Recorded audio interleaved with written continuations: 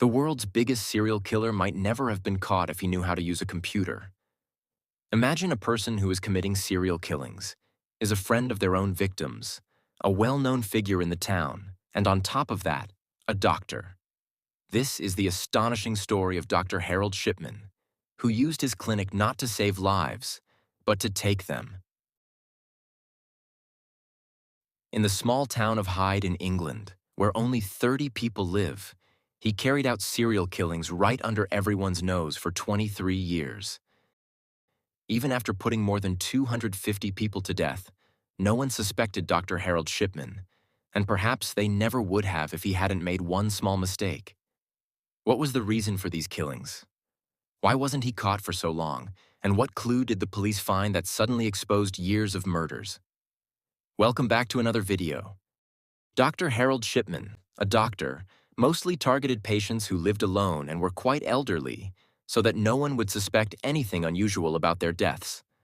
Dr. Shipman spent a lot of time with these patients, even visiting them at their homes.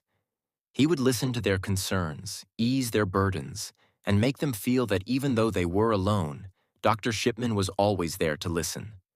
Some patients trusted him so much that they even gave him the keys to their homes.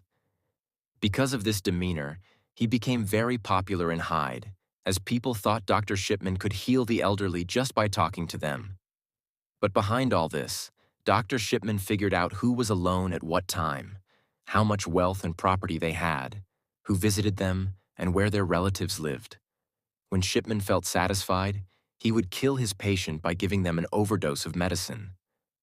Since these patients were already over 80 years old, no one suspected anything unusual about their deaths. This continued for many years. Not only was Shipman not caught, but no one even suspected him. That was until he made a mistake.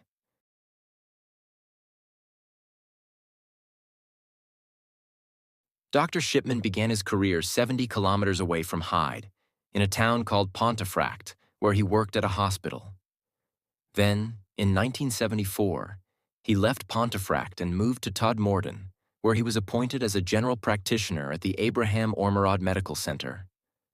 During his time there, he prescribed large amounts of pethidine to some of his patients. Pethidine is actually a painkiller, but it is highly addictive. Shipman was addicted to pethidine, and he deliberately prescribed this medicine to patients who didn't even need it. As a result, the patients felt great after taking the medicine, without realizing that they were actually getting addicted. This was why Shipman's patients were attracted to him, even though they didn't want to be. After being caught, the hospital administration fired Dr. Shipman, and the matter reached the point where his medical license was almost revoked. But Shipman managed to keep his license. After spending some time in a rehab center, when everyone had forgotten about him, he moved to Hyde in 1977, where he became a general practitioner at the Donnybrook Medical Center. In 1980, he continued practicing as a GP, and during this time, he neither quit his addiction nor stopped killing elderly patients whenever he had the chance. However, the frequency of these murders increased significantly after 1993, when he opened his own clinic in Hyde and built a good reputation in the town. For the next several years, things continued as they were, and no one suspected Dr. Shipman's actions. For the first time in March 1998, Dr. Linda Reynolds, who worked at another hospital, Brooks Surgery, across from Shipman's clinic, expressed concern about the high number of deaths among Shipman's patients. She noted that Shipman, who ran a small clinic, had 16 patients die in the past 3 months, while at Brooks Surgery, which had 3 times more patients, only 14 patients had died during the same period. This suspicion grew further when it was discovered that after the deaths of Shipman's 16 patients, they were cremated rather than buried. It's worth noting here that most Christians bury their loved ones after death. Only a few choose cremation. Dr. Linda expressed her concerns in a report to the Manchester coroner, in which she detailed that most of Shipman's 16 patients were elderly women who were found dead in their homes. It seemed too coincidental that Shipman was either the last person to see them alive or found them dead in nearly every case, which was highly unusual. Based on this report, an investigation was launched, but the police didn't find any substantial evidence against Dr. Shipman, and after a month, the investigation was closed. When Dr. Harold Shipman's patients died, he would personally sign Form B. Form B is the document that the treating doctor must sign, stating the cause of death. The problem was that Form C, which needed to be signed by another doctor, was often signed by doctors who were Shipman's friends or by those who didn't suspect him. In this way, Shipman would forge information on death certificates and send patients for cremation without raising any suspicion. As a result, many deaths went uninvestigated, and this allowed Shipman to continue hiding his murders. After the investigation was closed, Shipman killed 3 more people. However, the time for his capture was drawing near. Shipman's last victim was Hyde's former mayor, 81-year-old Kathleen, who died at her home on June 24, 1998. Once again, Dr. Shipman was the last person to see Kathleen alive.